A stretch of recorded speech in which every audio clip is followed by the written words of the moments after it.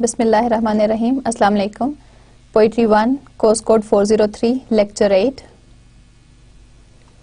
Earlier we discussed the 14th century. We discussed the life, the works and the poem, the prologue to the Canterbury Tales by Geoffrey Chaucer, and we talked about the different facets of his poetry, that it can be looked upon from different angles. So that was the first part of it. Now we begin with something new, the Renaissance. Renaissance basically it is also known, it is an age in the history of English literature. It is known as the rebirth or revival. It is also known as the Elizabethan age. It is known as the rebirth or revival. If we look at the etymology, the origin of the word, we find that it is the revival or the rebirth of learning without implying previous death. So one rebirth is that in which something dies out and then it is given a new birth. It is reborn. But in the sense of the word, the Renaissance, it is rebirth or it is revival without the previous death. So it does not imply that the thing died previously. It was already there. Learning was already there, but it is the revival. It is the revival of classics. So another important concept that was there was theocentric. The concept of theocentricity, that theo is from theology, from religion, that the world was theocentric before Renaissance, and in Renaissance that was the religion, that was God, that had all the importance in the society. But after the Renaissance or during the Renaissance, the focus was man. The world became anthropocentric. Anthropo means man, and so man was most important. So it is the intellectual development. Man received importance. So it is the reawakening of scholarship. Basically in this, if you look at the literary aspect or from the point of view of literature and language, the focus shifted to not the original writings only, the focus shifted to the translations and copying down of the great classical writers. So it was the recovery of ancient learning, and there was a kind of religious and scientific inquiry also. That was also the spirit of the age. It symbolized the self-emancipation of the individual, and that self-emancipation of individual symbolized the freedom of man, and it basically relied on his consciousness, that how he should morally act in a certain situation. It was not religion that was given importance. So religion, the authority of the religion or the religious doctrines, that lessened during this age. It was a transition in methods of study. So methods of study changed from medieval to the modern English, since it is also called the beginning of the modern times. So it is a transition in methods of study. Now the influences leading to the Renaissance, there are different factors that lead us, that caused the beginning of Renaissance. It was the first factor is humanism, as I just discussed, that the focus shifted from God or from religion to man. Man became important. His freedom, his consciousness, that became more significant. Moreover, there was a revival of learning of the classical writers. The Greek and the Latin writers were translated, they were copied, their works were considered as so it was the revival of learning. It was the rebirth of learning. Another important factor, so it was the revival of interest in classical literature of Greece and Rome. The great writers of Greece and Rome, they were copied, they were read, and it was the revival of their works. So man gained importance, as I just said, that the world became anthropocentric from theocentric. Theocentric में theo is from theology, religion से है, जिसमें जो central part है वो मजहब है. उससे पहले as we discussed earlier also in the 14th century के तमाम हर चीज में morality was more important, religious doctrines were more important. अब इंसान की जो कॉन्शियस है, जो इंसान की जो उसका अपना ज़मीर है, उसकी बेसिस पर, उसको बेस बनाकर इंसान को अहमियत दी गई कि जिस तरीके से वो चीज़ों को सही समझता है उसको वो फॉलो करना चाहिए, instead of the religious doctrine के मजहबी अकायद की बजाय वो चीज़ें होनी चाहिए। तो it was a kind of freedom from those bounds, those from the authority of the church. Free human personality, so human beings, individuals were free. They were not bound by the church. उनके ऊपर वो जो church की restrictions थी वो हटा दी गई थी। वर्ल्डलीनेस आ गई थी, मटेरियलिज्म आ गया था, मटेरियलिस्टिक अप्रोच आ गई थी, क्योंकि इससे पहले there was more people had idea about, or people were thinking more about the life after this life, so they were more concerned with that. But now worldliness was there, एक materialism आ गया था, हर कोई इस दुनिया के फवायद, इसके मकासद उसको हासिल करना चाहता था, और यहाँ पर अचीवमेंट ज्यादा इंपॉर्टेंट हो गई थी। बट इससे पहले जो बाद की दुनिया है उसके लिए ज्यादा लोग कंसर्न होते थे, तो रिलीजियस फ्रेम ऑफ माइंड ज्यादा था। तो मादियत एक तरह से इट ब्रॉट मादियत, materialism in life. It was the appreciation of classical antiquity.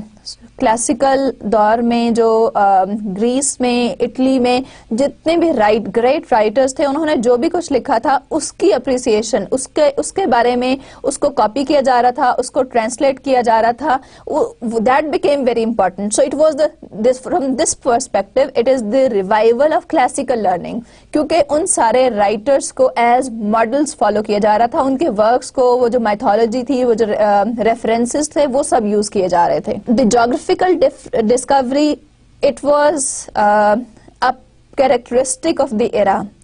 इस दौर में during the Renaissance बहुत सारी geographical discoveries हुई, new worlds were discovered, in which some of the important people are Bartholomew Diaz, Columbus discovered America, as everybody is famous with that name, and Vasco da Gama is also very famous. The Cabots, the Fernando Magellan and Hernando Cortez, Francisco Pizarro. So it was an era. एक दौर आता है कि जिसमें कोई एक काम बहुत important हो जाता है. So during the Renaissance, just at the beginning of that, one of the important factor was the discovery of new worlds. Voyages हो रहे थे, लोग मुख्तलिफ दुनियाएं जो है, नई जो दुनिया है उसकी तलाश की जा रही थी। तो उसी दौरान जो है वो कोलंबस और वास्को डा गामा और ये तमाम वॉयजेस जो हैं ये हुए और नई वर्ल्ड्स जो हैं वो डिस्कवर की गई।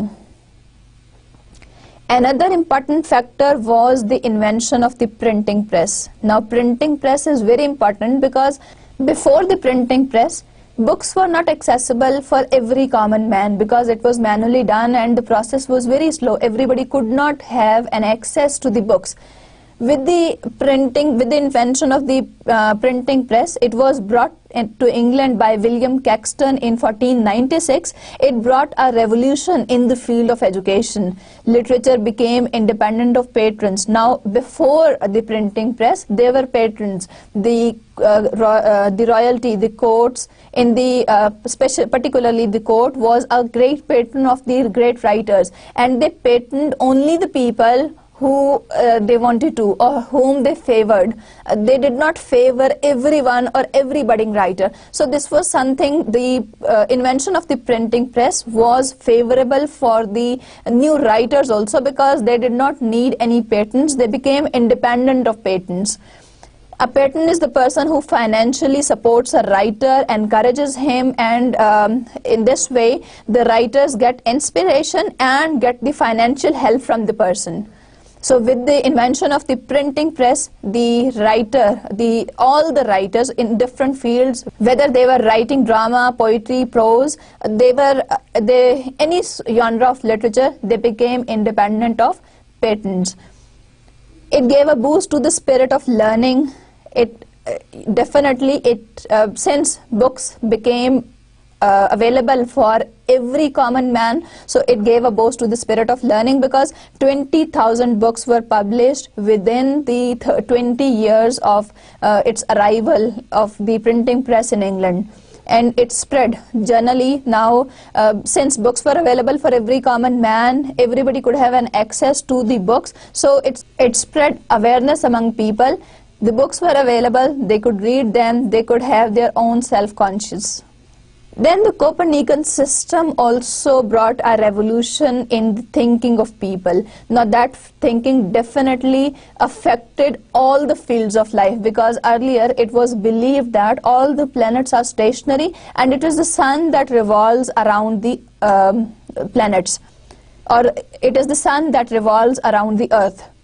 Nicolaus Copernicus, he was a great Polish astronomer who published his work Revolutionibus Orbium, and in that he mentioned that the planets move round the sun. So this was in sharp contradiction to the established beliefs of the society, because the traditional theology was that the earth is stationary and the sun moves round it.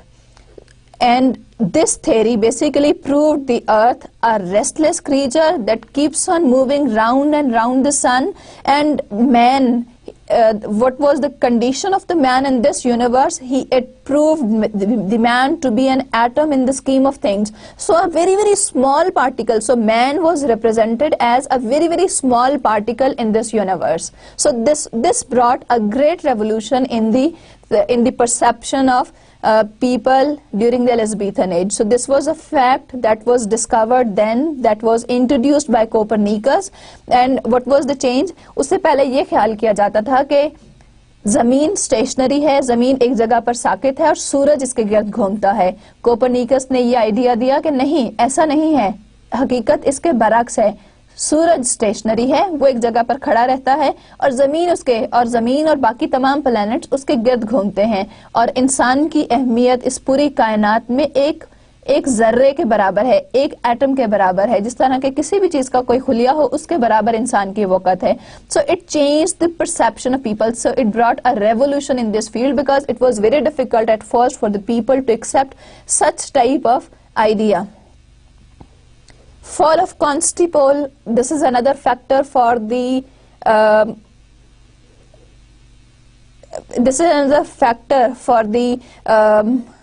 spirit of learning, for boosting up the spirit of learning and revival. Constantinople was captured by Turks in 1453, and the Greek scholars took shelter in Italy. And the Greek scholars who were residing in Constantinople, they fled from there and they took shelter in Italy. And among them, there were some very famous names also. These Greek writers included Demetrius, Chalcondyle, Constantine Lascaris, Andreas de Lascaris, now, and some others also.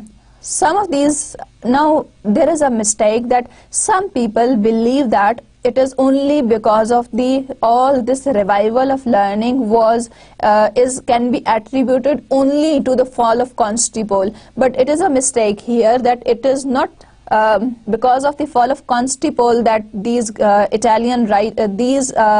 Greek writers, they took shelter in Italy. Rather, some of the scholars, half a dozen of the scholars had already moved to Italy. So they were doing it even before that, but with the fall of the Constantinople, the process became accelerated and they had to move to Italy at once.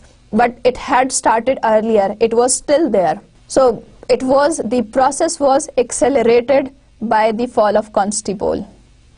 The revolt against authority, as we discussed earlier also, that during the Middle Ages, during the medieval times, church held supremacy. Now that supremacy affected the life of people to a great extent. this ultimately resulted, because when there is a too much of the suppression, जब आप किसी चीज को बहुत ज्यादा दबाने की कोशिश करते हैं, there is the other extreme also, जब ज्यादा दबाया जाएगा, because moderation is always good, because in that you don't go to the extremes. जब किसी चीज को बहुत ज्यादा सप्रेस किया जाता है तो वो उतने ही उभर कर बाहर आती है. So this suppression ultimately the result was a revolt against this authority of the church. So there was a logical, this revolt was a logical result of the suppression, and what was it? It was against the dogmatic authority of the church, because church was too dogmatic. Everything was imposed, that it must be like this, it ought to be like this. So all people were fed up of that doctrine, that man should be free from these shackles, and there should be something as man's individual consciousness also. So it was the denial of authority of universal church. People did not want that, and there was a reliance on the individual conscience. Man was given importance, that he should do or he should behave as he finds it fit, as he finds it to be more appropriate. So the leaders of such thought were the Martin Luther King, Calvin, Knox and Hus. These were the leaders of this revolt. The reformers who presented the protest in Germany, the name emerged from there. Since they protested, so the name Protestant emerged from that. The Renaissance in England. The Renaissance started from Italy, with the writings of the great writers like Boccaccio, Dante. In England, it was brought later on, after some years, and there were Thomas Lenker and William Garson. These were the people, they formed the Oxford group after moving back from Florence. When they moved back to Oxford, they formed the group and they introduced new learning. Now the new system of learning was introduced into the school. Now this new learning was definitely according to the doctrines of the humanism, and as I discussed earlier, that in humanism the individual is given importance. It is his self-conscience that is to be held responsible for the decision of right and wrong, and not the dogmatic church. Now the church did not hold that strong doctrine, or the authority of the church was weakened. Later on, John Colet also joined them, and then D. Erasmus, a Dutch feminist, was a strong supporter of this, and Sir Thomas More also supported this new learning. He also joined their group, and all. Initially, this concept of new learning was not very popular, and it was not at once accepted by people, but it took time and gradually it became popular. Educational and religious works. As far as the educational and religious works are concerned, there are a number of important names who contributed through their writings into the educational and religious works. First of all, we have Sir Thomas More, then Sir Thomas Eliot, Roger Ascham, John Fox, Thomas Wilson and Richard Hooker. So these people, they wrote on the educational, their works were concerned with the educational and religious aspect of the society.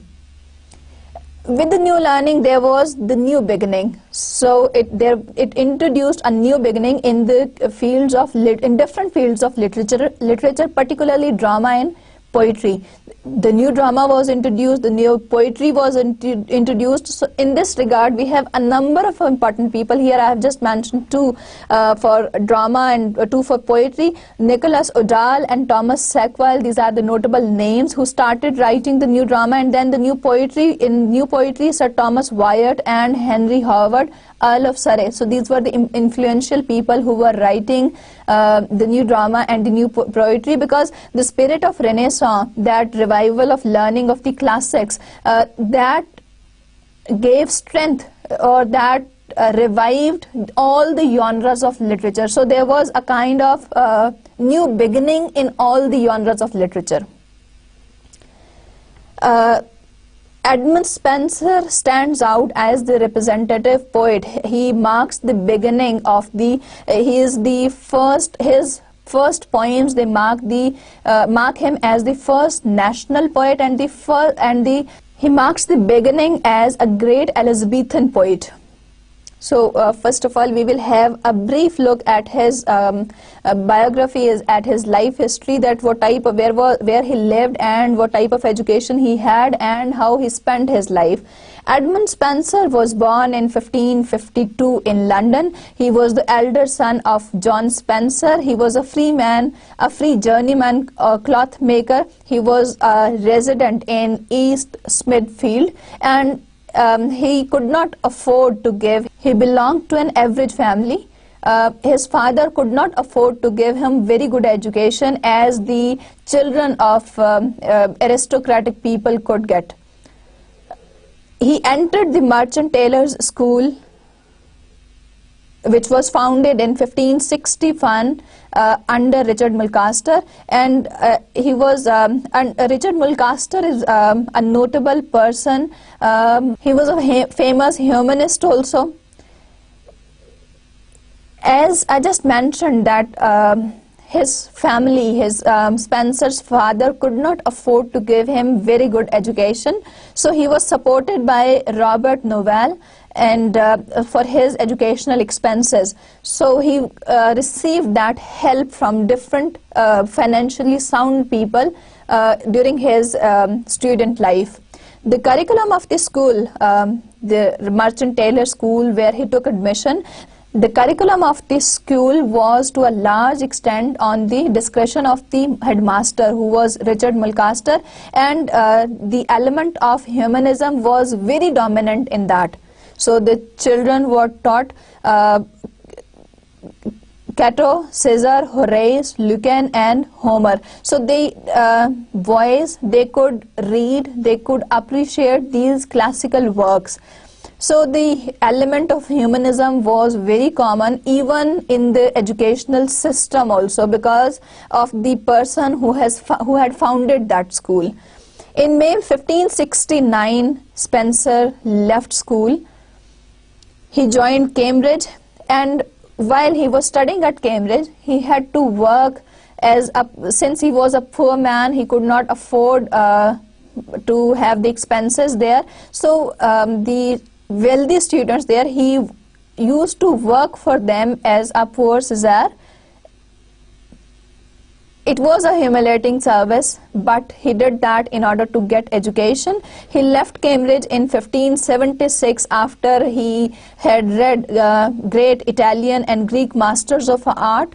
A few years he spent in the north of England, and his friend suggested him, Harvey, he suggested him to move to England. So in 1579 he moved to England, and when he moved to England, after that he was at once admitted to the literary circle, and this literary circle was dominated by Sir Philip Sidney and Earl of Leicester.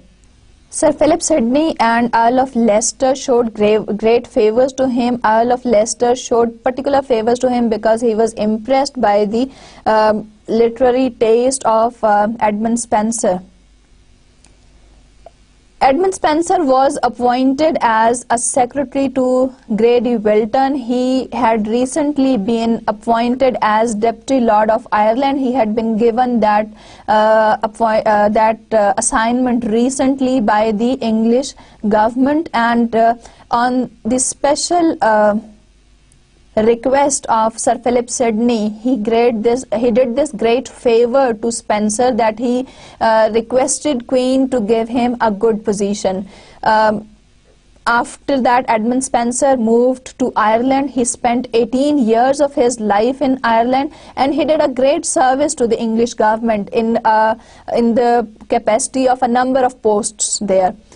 After some time, he faced Irish rebellion, but he fought against that rebellion in a heroic manner, and it was something very great, because Edmund Spenser was not only a poet, he was a courtier, and he was a strong soldier also. Since he worked very well in during the Irish Rebellion, and he fought heroically against the Irish Rebellion, so in return the English government gave him a state, the castle of Kilcolman, Ulster. It was at this place that Spenser wrote the Faerie Queene, and it was a beautiful place all surrounded by nature. And it was at this place that in 1589 Sir Walter Raleigh visited him, and he when he read the Faerie Queene, he was impressed by the allegory that he had used in the Faerie Queene. So he rushed back to London, and he presented the book, the Faerie Queene, to the Queen.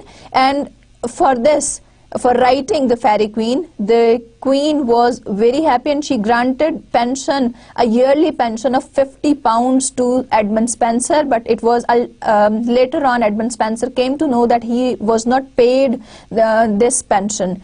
He went back to Ireland in dejection, because he was sad that the pension that he was announced, he had to receive that. He did not get that. He went back to Ireland, and in 1594 there he met an Irish girl whose name was Elizabeth. In 1594 he married Elizabeth, an Irish girl, and in honor of this occasion he wrote a very beautiful wedding hymn in English literature, Ethelaemion. In 1595 he again visited London, and he wrote Astrophel, an elegy on the death of his friend Philip Sidney.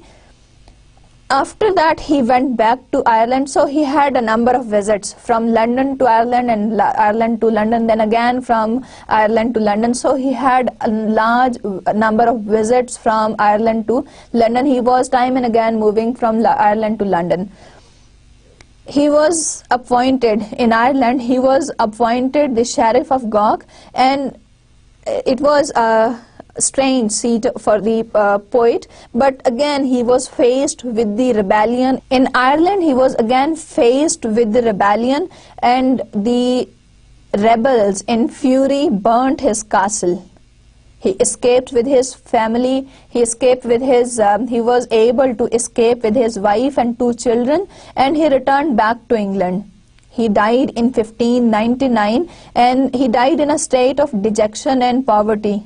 He was very sad when he died because of all these incidents that he had in his life. And sometimes some critics, they say that he was very poor when he died. At the time of his death, he was looking for bread, for asking people for it. So it may or may not be true, but he died in a state of dejection. He was sad because of the rebellion, because of the times he had to visit. He had to run from different places. He was not given his pension, so he moved to Ireland, then he came back, his friend died, and he again from England he moved to Ireland. From Ireland again there was a rebellion, so he went back to England. उसने अपनी ज़िंदगी में Ireland और Ireland से London बहुत दफ़ा सफ़र किया था, and probably this was the reason. I mean, this gave him immense exposure towards life, and that made him great poet.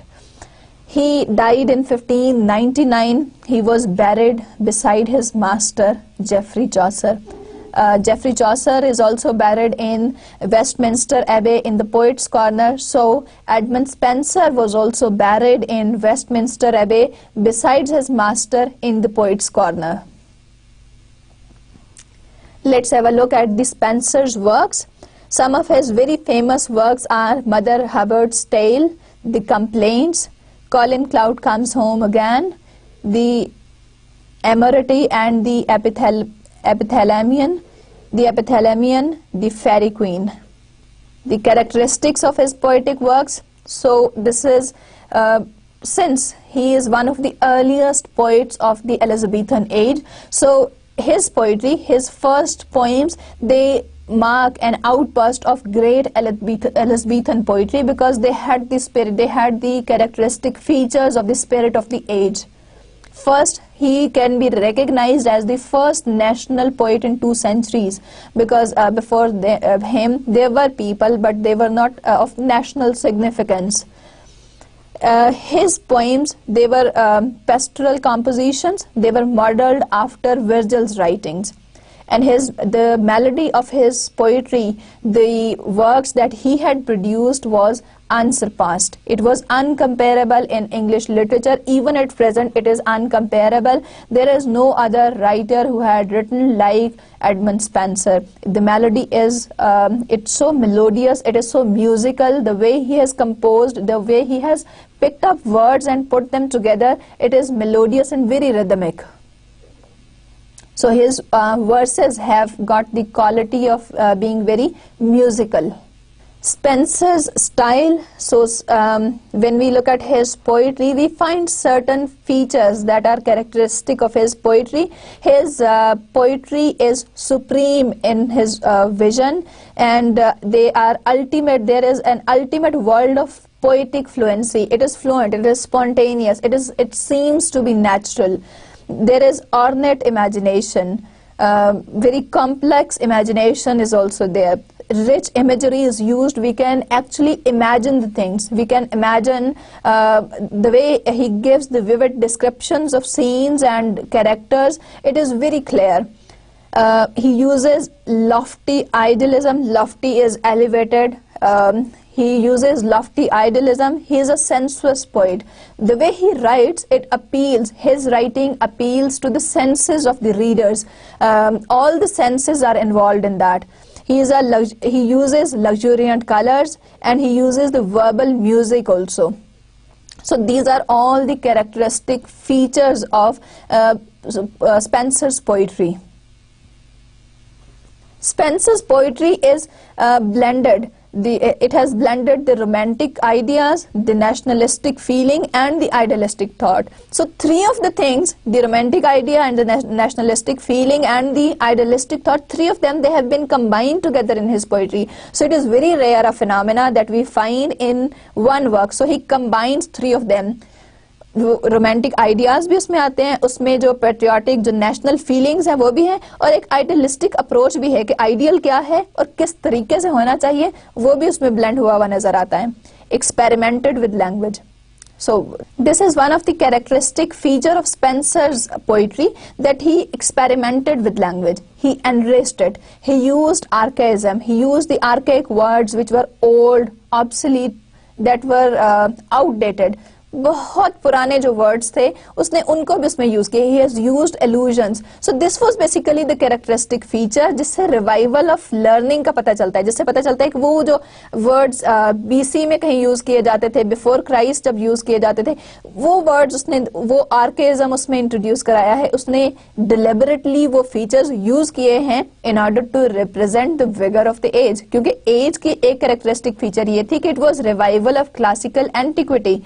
So this feature makes it go parallel with that characteristic of the age. So he used archaic terms in his writing, and he used allusions. Allusion is basically a reference. उसने classical references भी use किए हैं, mythological references, Greek references, classical references. So he has used them all. Okay, now coming to after his biography, his style, the characteristic features. Now let's talk about the Faerie Queene. The Faerie Queene was written by Edmund Spenser, one of the very famous poem. It is an allegorical poem. We will discuss what is allegory and what is allegorical. In 1590s edition of the Faerie Queene, there was a letter which was written to Sir Walter Raleigh, and it was published in the 1590s edition of the Faerie Queene.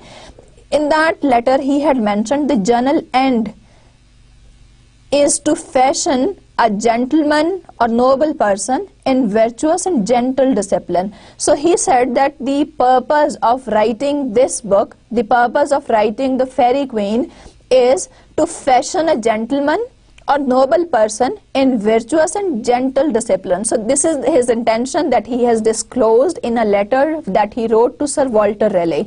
Spencer ने sir Walter रेले को एक letter लिखा था और ये letter 1590 के जो फेरी queen का एडिशन था उसमें पब्लिश हुआ था. उसमें लिखा हुआ था कि इसका मकसद क्लियरली जो है that would be to fashion a gentleman in virtuous and gentle discipline. So he had clearly stated, उसको हिडन नहीं रखा था या ये नहीं था कि उसको पढ़कर हमें पता चले अच्छा इसमें ये मकसद है. He had stated the purpose of writing the Fairy Queen beforehand, and it was published with the book. And now let's talk about the general plan of the book. Originally the poet had planned that there will be 12 books and each book will have 12 cantos, and it will be a 12 days feast. It will be held by the queen Gloriana. And every day there will be a stranger, and whenever the stranger or the person would appear, he would ask for help, and every time there would be a knight, he would be appointed to help the person against some giant, some tyrant or a dragon. Tyrant is a cruel person, maybe a person or any creature who can harm human beings. So basically the aim of writing the Fairy Queen in the general plan was that there will be 12 books, and in these 12 books उसमें 12 cantos होंगे.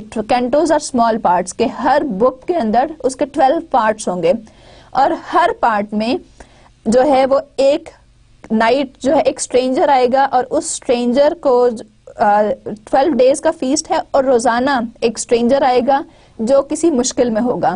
किसी हो सकता है उसको किसी giant ने, किसी जिन ने तंग किया हुआ है, कोई क्रूअल इंसान है या कोई और बहुत बड़ी कोई मखलूक है जिसने उसको तंग किया हुआ है, कोई ड्रैगन है जिसने उसको परेशान किया हुआ है. So the night will be appointed, वो जो नाइट है will go and help him, probably by killing the dragon or moving the dragon out of the place or in any way. Okay, now each book is based on the adventure of one knight. Each knight will symbolize the 12 virtues of Aristotle. जो 12 जो अच्छाइयाँ हैं जो Aristotle ने बयान की गई हैं, ने बताई हैं, उसके अगेंस्ट 12 वाइसेस भी हैं. 12 अगर अच्छाइयाँ हैं तो हर अच्छाई के अगेंस्ट एक बुराई है. जैसे दिन है तो साथ में रात भी है. अगर कोई अच्छा है तो वो बुरा भी, कोई और है उसी की जगह पे जो बहुत कोई रहम दिल है तो उसी के साथ कोई बहुत जालिम भी है. तो virtues and vices, they go side by side. So this is basically followed in the Fairy Queen. Her night जो है वो सिंबलाइज कर रहा है एक वर्च्यू को, और उसके अगेंस्ट वो फाइट कर रहा है एक वाइस से. That may be a dragon और अ टेरेंट और अ जाइंट, वो कोई भी हो सकता है, लेकिन वो जो टेरेंट है, वो जो जाइंट या जो ड्रैगन है, वो एक वाइस को सिंबलाइज कर रहा है, वो एक बुराई को सिंबलाइज कर रहा है. The central figure in these books is Prince Arthur. He would stand as the knight, and the ideal knight. This ideal knight symbolizes the magnificence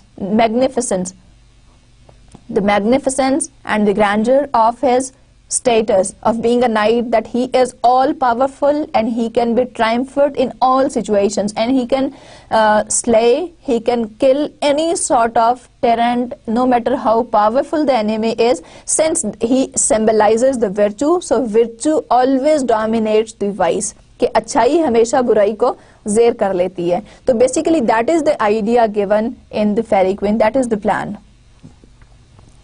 Okay, and allegory of virtues and vice. So if we look at the there are different types of allegories. An allegory of virtues and vices, कि अच्छाई के against एक बुराई है.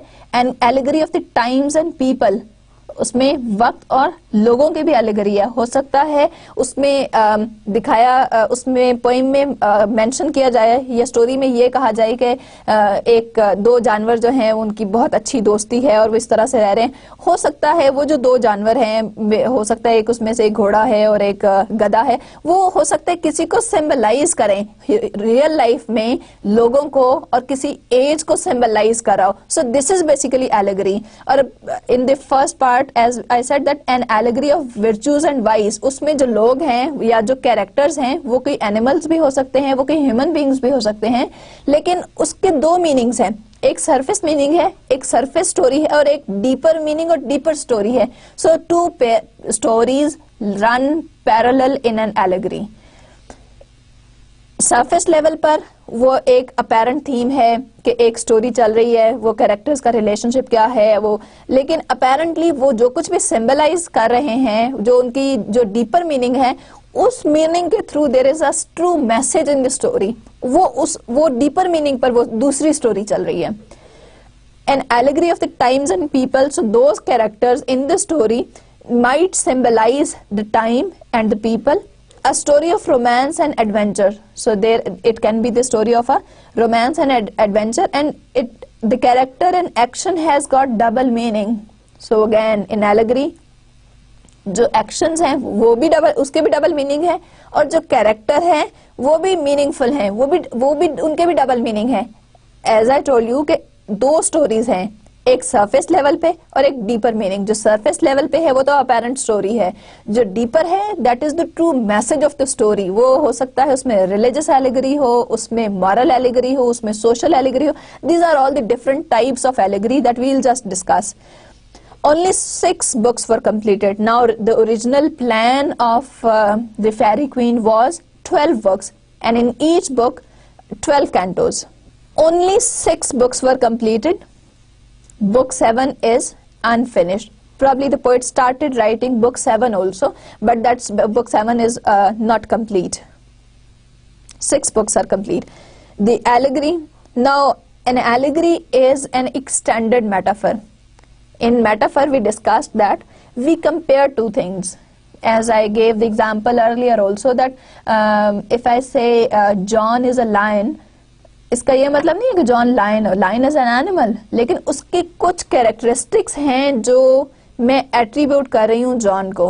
And what is that? In the case of lion, definitely the characteristic feature of lion is its power. उसकी strength है कि वो ताकतवर है, तो वो एक characteristic जॉन को एट्रीब्यूट करें, दैट इज मेटाफर।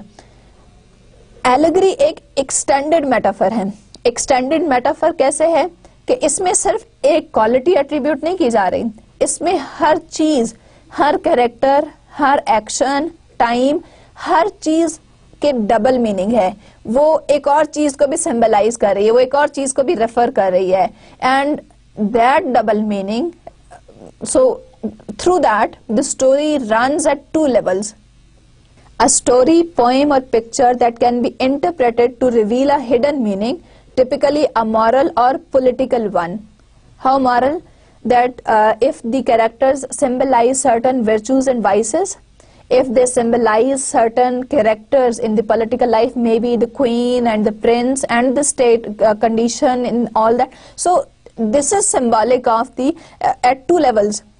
एक स्टोरी तो वो है जो अपेरेंटली चल रही है कि वो नाइट जो है उसने उसके खिलाफ जंग लड़ी, ऐसे हुआ, लेकिन वो नाइट जो है वो किसी को सिंबलाइज कर रहा होगा, और जो बंदा उसके पास हेल्प के लिए आया है, मे बी अ वमन और अ मैन और एन ओल्ड मैन, एनीवन, वो जो भी कोई है वो भी किसी चीज को सिंबलाइज कर रहा है, एंड दैट एक्शन, उसका जो भी कोई एक्शन है और जो जिसके खिलाफ वो लड़ने जा रहा है वो भी किसी को सिंबलाइज कर रहा है। तो the story runs at 2 levels. Story के 2 लेवल्स हैं, एक अपेरेंट है, एक सरफेस लेवल है, और दूसरा जिस चीज को वो सिंबलाइज कर रहा है, और हर चीज उसमें सिंबॉलिक मीनिंग रखती है एलिगरी में। There are 3 types of allegory: moral allegory, religious allegory and political historical allegory. In moral allegory, the characters represent various virtues and their contrary vices at war in the soul, which strives for perfection. Now the characters, they fight against the vices. वो बुराई के, क्योंकि वो खुद virtues हैं वो अच्छाई को सिंबलाइज कर रहे हैं, तो वो बुराई के खिलाफ लड़ेंगे in order to attain the ultimate perfection. वो अल्टीमेट परफेक्शन हासिल करने के लिए वो उसके खिलाफ फाइट करेंगे and eventually they will be successful since virtue dominates vice. Then we have the religious allegory. The religious allegory is the representation of the struggle of the English Reformed Church, the Church of England and the Church of Rome, with atheism and paganism. Now, in religious allegory, what happens? It fights against the non-believers. It fights against the people who do not believe in any kind of God, any religious scriptures, any religious laws and orders. So it fights against them. Political historical allegory, to glorify the state in the most excellent and glorious person of our sovereign, the Queen. Now, as I discussed earlier, that in allegory, the story deals at two levels. It has got double meanings, or there are two stories, one the apparent story and the other the hidden story, or the true message of the poem. Now, when we talk of political historical allegory, in political historical allegory, it glorifies the state. And in the case of Spenser, definitely he is an English poet, so it glorifies the state of the English state. Most excellent and glorious person. Now, in English state, who is the most excellent and glorious person for them? Definitely the Queen. She is the most honorable of everyone. And her kingdom in fairyland. What is that fairyland? That symbolizes England. So, in this way, the poet, whenever he uses political historical allegory, he symbolizes Queen Elizabeth, the most honorable of all the human beings, and other Elizabethan figures also. So not only Queen Elizabeth, other people of the age have also got allegorical significance in different parts of allegory. For writing the Fairy Queen, Spenser had different influences. As I just discussed, the spirit of the age, that it was the revival of learning, it was the rebirth of classical antiquity, it was the interest in the classical, great classical works. So Spenser also got inspiration for writing the Fairy Queen. He got influences from different sources. The very first source is from the classical writings. He got inspiration, he got the influence from the Virgil's pastorals. He got inspiration from the Homer's Iliad and Odyssey. He got inspiration, he got influence from Aristotle's philosophical works, from Plato's writings, from Natal Conti's Mythologia, and then Boccaccio's De Genealogia Deorum. Then not only the classical influence, Edmund Spenser, he had the romantic influence also from the epics of chivalry, from the Aristotle's Orlando Furioso, Tasso's Jerusalem Liberata, Malory's Morte d'Arthur, and Montalvo's Amadeus of Gaul. So these are the epics of chivalry, the romantic works from which he had. This was the second source of his. This was the second source for the inspiration. This was the which influenced him to write the Fairy Queen. So the third type of influence or the inspiration on Edmund Spenser for writing the Fairy Queen was allegorical, that he had taken from Dante's Divine Commedia, from Roman Delarose, and from Chaucer's Parliament of Fowls. So all these people inspired him to write the Fairy Queen, and after receiving inspiration, the influence from their works, from all these works, he wrote the Fairy Queen. And when we talk about the Fairy Queen, in this selection, in this course, book Canto 1 of book 1 is included, and the story of book 1 is that the George is the knight. He symbolizes the truth, the holiness. He is the knight of the story. Along with him there is Lady Una. She is a noble lady. The knight slays the dragon and recovers the castle of Lady Una's father. So this is basically the story on the surface level, that there is a knight and Lady Una is in trouble. The dragon has taken control of Lady Una's castle. The knight fights for her castle and slays the dragon, and he gets the castle back for Lady Una's father. So this is the story on the apparent level. Now the allegory is that the Red Cross Knight is Saint George. He is the champion of Christian holiness. He symbolizes holiness, and he is the representative of the Anglican Church.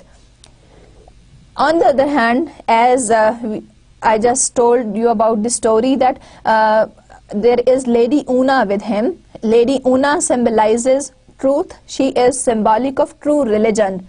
So this story is operating at two levels now.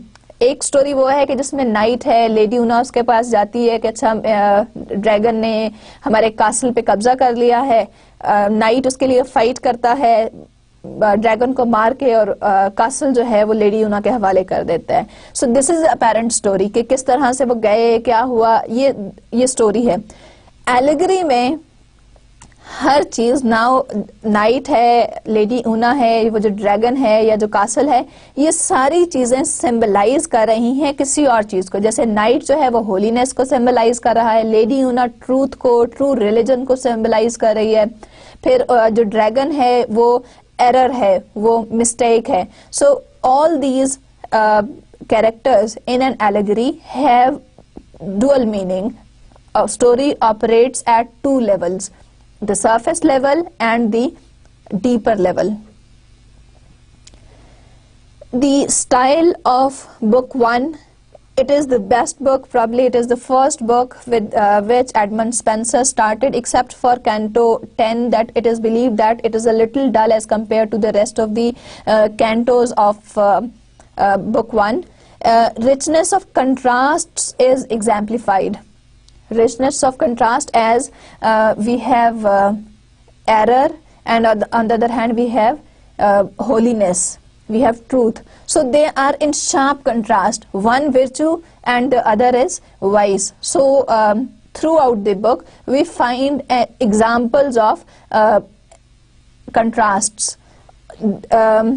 Contrasts are found throughout. हर जगह पर आपको दोनों चीजें मिलेंगी, जहाँ पर अच्छाई है वहाँ बुराई भी है, जहाँ बुराई होगी वहाँ पर अच्छाई भी. तो contrast throughout the book 1, everywhere we find a contrast. कहीं पर अगर जंगल आया है तो आगे उसके बिल्कुल ऐसा एरिया आएगा कि वो उसके डायरेक्टली ऑपोजिट उसको कंट्रास्ट करेगा. So throughout the book we find a contrast. If we review this lecture, we had an introduction to the Elizabethan age or the Renaissance. It means the rebirth, the revival of learning, and it was the revival of classical learning. There was an increased interest in learning, in reviving the classical works of great writers. There were a number of factors that gave a boost to the Renaissance.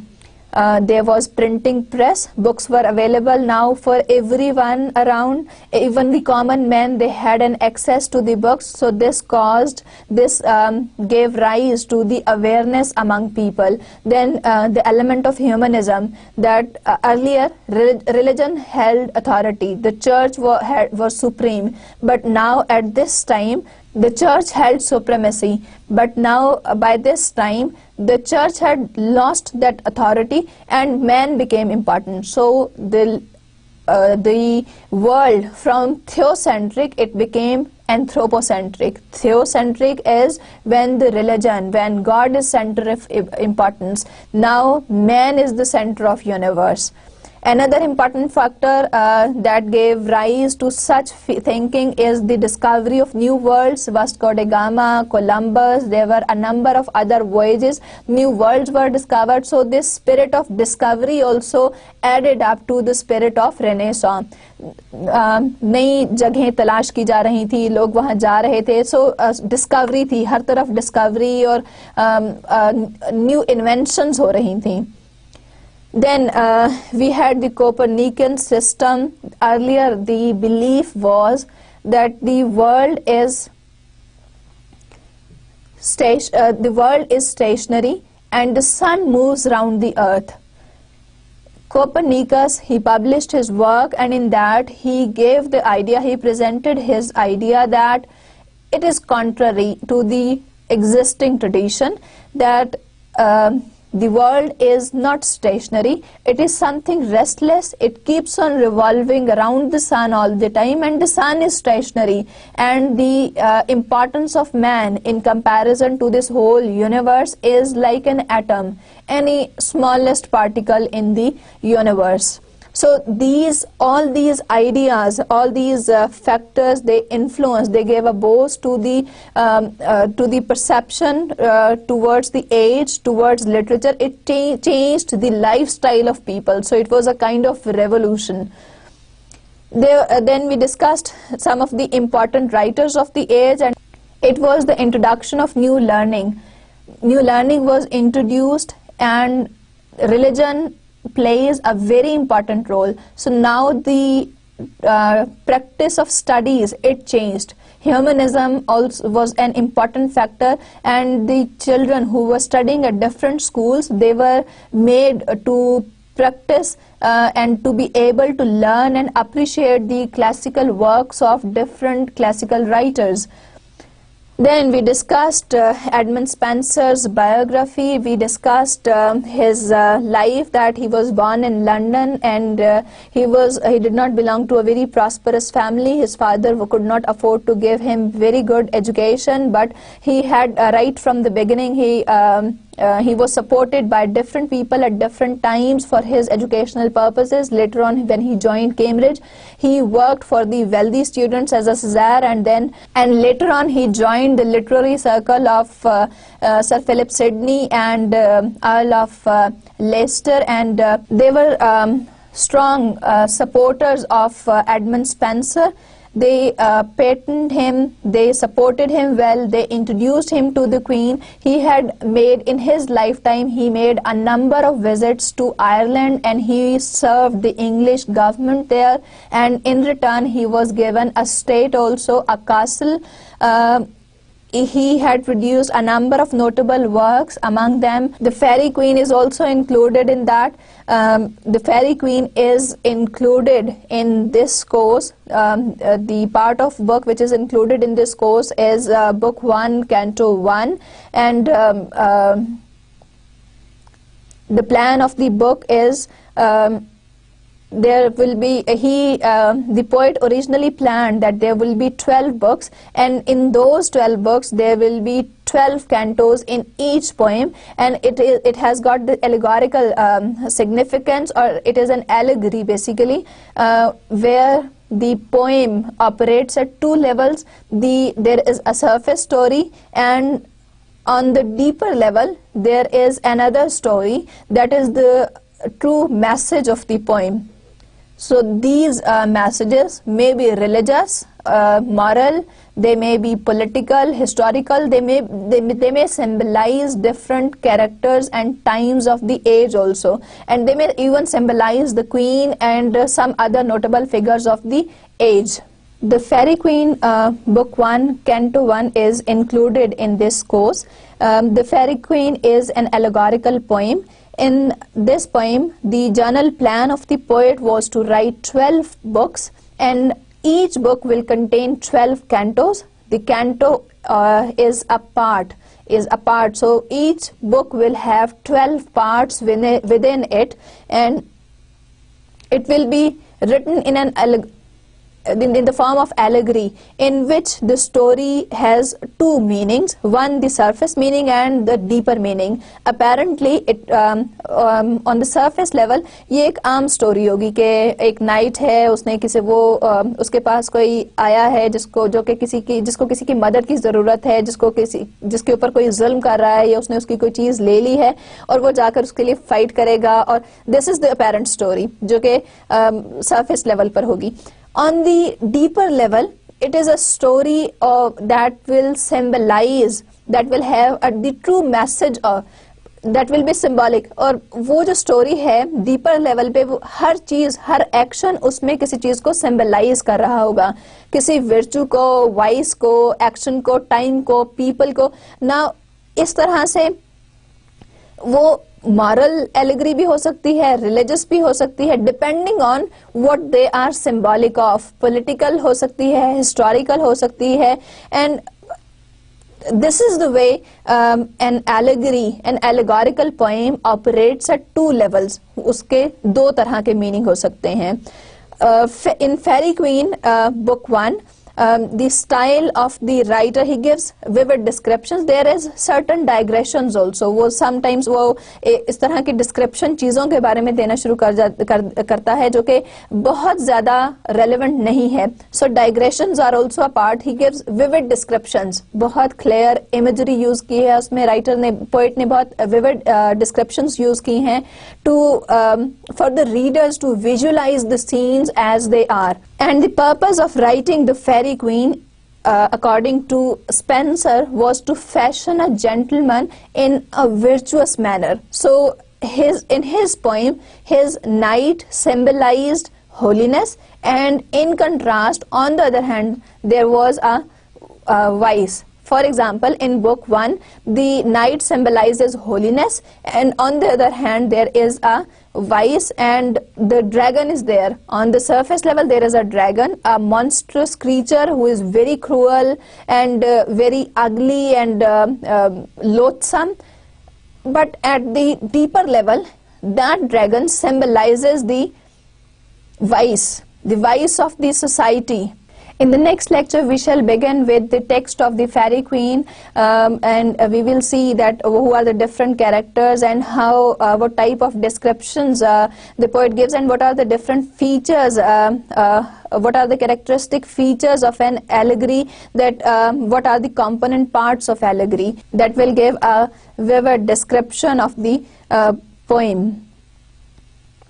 Allah Hafiz.